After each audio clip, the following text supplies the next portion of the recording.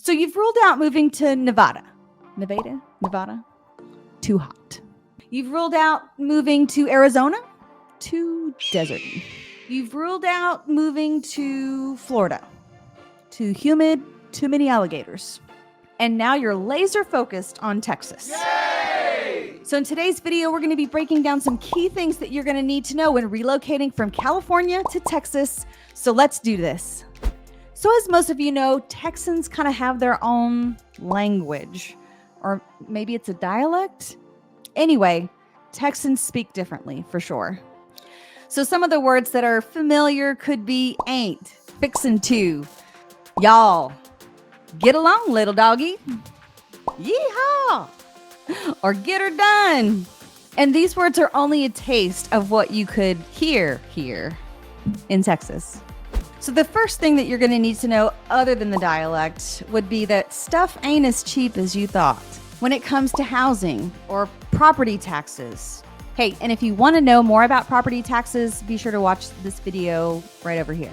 Also, things like health insurance are typically higher or more expensive in Texas compared to some other states. And sometimes your homeowner's insurance might also be a little bit more expensive than what you're expecting compared to what you're paying now in California. And of course, the benefit of paying more in property taxes and maybe paying more homeowner's insurance here in Texas is that you don't have a state income tax. It's hard to tell where that kind of balances out because the more income you make, obviously, the more you're taxed on it in California, whereas here in Texas, the more money you make, aside from, of course, your federal taxes. You still have to pay those no matter where you live in the US. And things like gas, groceries, a night on the town, or even a movie is going to be less expensive here in Texas. The next thing that you're going to need to know is that Texans are proud. We're proud of our state. We're proud of our flag. We're proud of our slogans, especially the one that says, "Don't mess with Texas." And that has to do with littering, by the way. We're proud of our history, and especially that flag that says, "Come and take it," with the cannon on it, which obviously is a reference to the Alamo, for those of you that didn't know.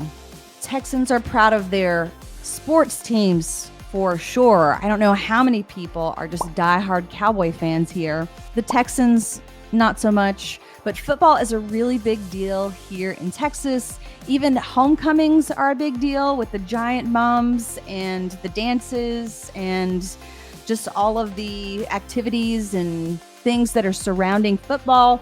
I mean, we have giant stadiums, not only here in North Dallas, but all over the state. Texans are also very proud of their food, from chili cook-offs to the best barbecue to the best Mexican food that you can ever experience aside from being in Mexico itself. We've even coined the phrase Tex-Mex, which is Mexican food with a Texas twist. And of course, Texans are super proud of how they drive, especially if they're driving a ginormous truck that wakes you up at 5 o'clock in the morning. But I would say for the most part, Texans just want to be left alone. They want to just chill. They just want to go out on their back patio, drink a beer, enjoy a meal, and call it a day. Most Texans that I know are not really that uptight, especially in social situations. Another big difference between California and Texas that most people are going to see that's pretty obvious is there's not as much public land here in Texas as there is in California. Now, in some of my past videos, people have really made it a big stinkeroo and they're saying, I drove for 5 miles and I couldn't find where the public access was to this creek or this river. And I'm going, why would you want to go whatever? Okay. Most of the lakes here, you'll have lakefront property, which is more private, but there will be some public access spots to the lake. And in some areas, there will be park and public access to the lake where you can go camping and do that type of thing. You just have to really be aware of where the access points are for the public. It's not like the whole lake is surrounded by these private mansions or anything crazy like that. It's just that Texans do take a little bit more pride in owning land and having that ownership to really just do whatever the heck they want. And not to say that Californians don't want that. It feels like more of a Texas pride and ownership when you kind of look at it from my perspective, if that makes sense at all. From an article that I did read about the beach access along the Gulf Coast, that all of it is public access. There's no like private house that's on the beach there in Galveston or any of those other cities along the Gulf Coast of Texas as far as beachfront property goes. And I would say for the most part, of course, like a lot of the creeks and creek beds and maybe some of the rivers, you may not have public access to, but just I think knowing where those public access spots are and where you can get into the river and go tubing or go fishing or whatever you're trying to do is really important. A lot of the locals will have information. So if you're wanting to go tubing down the Guadalupe River in Austin, they're going to have certain designated spots for that. There are some larger public parks, like Big Bend kind of comes to mind when I think about a large public park. Also, there's a large state park in Tyler that I know several family and friends that have gone camping over there. There's also several spots here in North Texas that you can go camping out as well. So the key thing when it comes to public land in Texas is just kind of knowing where those access points and spots are. And you'll be totally fine and you'll be happy. I will say, though, around a lot of the major metropolitan areas, we're talking about Houston, Dallas, Fort Worth, any of the big city areas, maybe even parts of Austin, San Antonio, you're going to see less large parks unless you're kind of on the edge or the border. Now, I will say that there are some exceptions to the rule because there are, like here in North Dallas, there are like 5 lakes that you have public parks and access to, as well as there are a couple of different nature preserves, not only in Plano, which is just north of Dallas, but you've got other nature preserves in Fairview, as well as Lucas. So you're going to have a lot of nature preserves or public areas to do some hiking and biking in a lot of those spots. And especially in Austin, there's several mountain bike trails that you can take part in, bike around the lake, whatever it is you're trying to do or trying to figure out. But the locals are going to be the key to figuring out where all those access points are. So the next thing that you're really going to need to be aware of here in Texas are the toll roads. I would say most of the toll roads are going to be in those major metropolitan areas, Dallas, Fort Worth, San Antonio, Austin. Expect to pay tolls. I mean, it's just kind of the name of the game. It's a company that owns that road system, and they are making sure that all the potholes are filled and trying to make it as wide as possible to get as many cars through. So they're essentially responsible for the maintenance of those private roads. And a lot of times those private roads will get you quick access north to south, east to west, just wherever you're trying to get to go. Not only do you need to be aware of where these toll roads are located, but you also need to be aware of how much money you're spending, especially if your commute from your house to your work requires you to get on a toll road.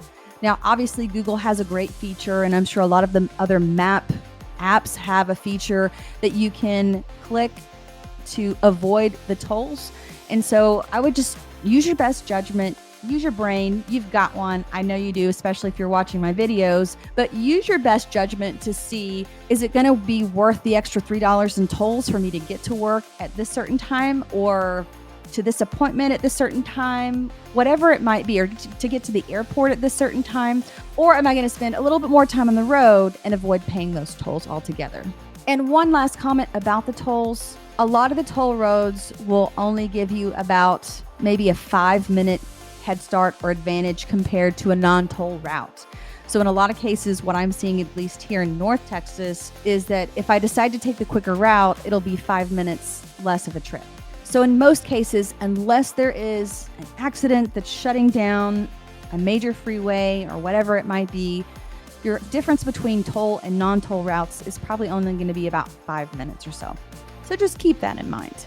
So speaking of roads, we're going to shift into the next thing that you need to know about is that Texas is large and it has a lot of roads. And sometimes it will take you a long time to get from point A to point B, not only within a metroplex or a metro area, But also going from Dallas to Austin, you would think, oh, it's just going to be a short trip to Austin. 4 hours later, right? Obviously, most people are going to have GPS, but I think the big kicker here is that a lot of these metropolitan areas, a lot of these suburbs are going to be more spread apart than you realize. So let's just take Dallas and Fort Worth as a prime example of this. Two large cities, and you're looking at homes in Fort Worth, and you also want to look at homes around Dallas as well. Well, the travel time from Dallas to just Fort Worth, right across town, is going to be about an hour. And a lot of people don't realize this. Like for me to get from McKinney all the way to Arlington, it's going to be about an hour, hour 30 minutes. If there's traffic, maybe 2 hours. So whether you're looking at homes on one side of town and then you're having to drive all the way to the other side of town, just keep in mind that everything is more spread apart than what you're maybe used to in California. I feel like maybe cities in California are a little bit more condensed in that regard, and then probably just traffic sucks even more in California from what I've heard than here in Texas.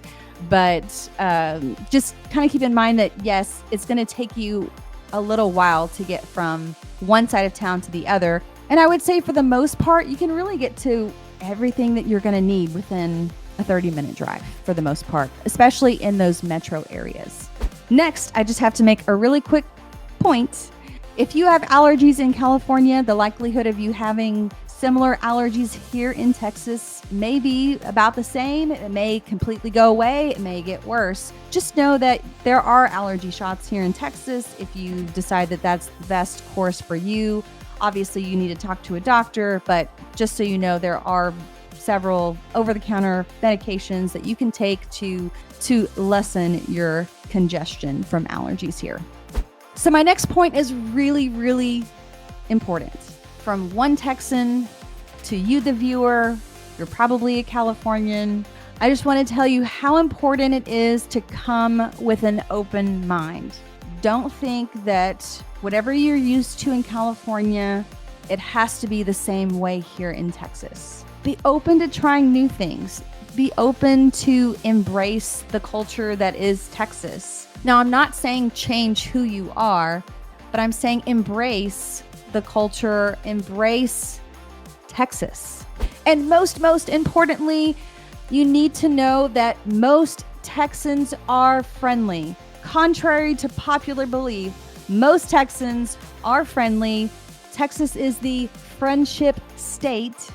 So with that in mind, emphasis on the word most. You're not going to find a perfect society here. Most people are going to be friendly. Some people will still be jerks. Have that expectation ready.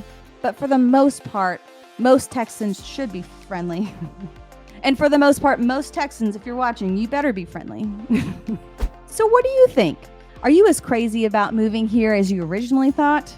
Let me know in the comments below. And if you want to connect with me, book a call with me, all my contact information is in the description of this video. Thank you guys so much for watching. We'll see you on the next video.